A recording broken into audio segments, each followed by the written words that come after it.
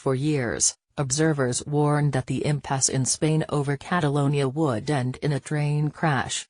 Catalonia's high-speed collision is now inevitable. On Sunday, several million people may attempt to vote in what is billed as a binding referendum on independence, but which the courts have banned. For the narrow majority of Catalans who reject independence, the choice is terrifying. If they do not all vote and the separatists do, then the latter threaten to declare independence by Tuesday evening, in effect evicting them from their current country. If they do vote, the other side insists they will be acting illegally.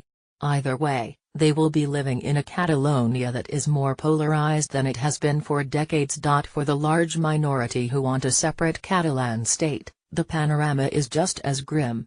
Separatists are free to argue for independence, but to have it they must also change the Spanish constitution, which means persuading an overwhelming and improbable majority of 2/3 of Spain to back them. Exactly how the day itself will play out remains a mystery. It looks set to be an exercise in mass civil disobedience in which some may manage to vote, while many others do not. It may also be extraordinarily civilized, with smiling young people waving ballot papers and elderly separatists wrapped up in colorful flags or dancing sardanas.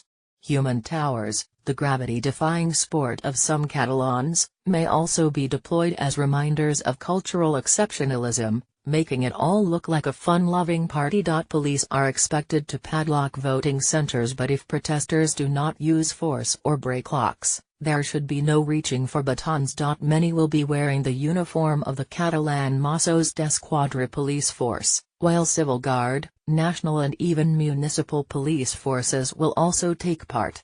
But despite the urgings of overexcited right-wingers elsewhere in Spain, they are likely to be restrained. They must soak up any insults and then return to the cheap tourist hotels where they are being housed, or to a specially hired cruise ship painted with giant Warner Brothers cartoon figures, including Tweety Pie and Daffy Duck, which is moored in Barcelona's harbour. Most, surely, just want to go home. It may also all go horribly wrong, with people hurling stones at police while the latter bring out water cannon and bundle protesters into vans.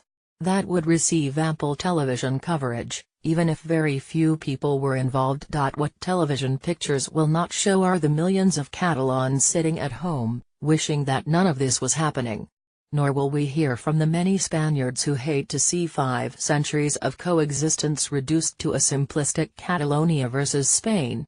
On Sunday evening, 2 sets of politicians will observe the wreckage and declare victory. The Catalan president, Carles Puigdemont, and separatist leaders will claim a moral triumph. They will be convinced that they have just won a new generation of Catalans for separatism, creating a majority for the future. Any damage to their own society will be blamed on others. On the other hand, the Spanish Prime Minister, Mariano Rajoy, will claim to have upheld the law. Other members of his Conservative People's Party, PP, will be more boastful, piling on the kind of humiliation that boosts secessionism. The PP gains barely any votes in Catalonia.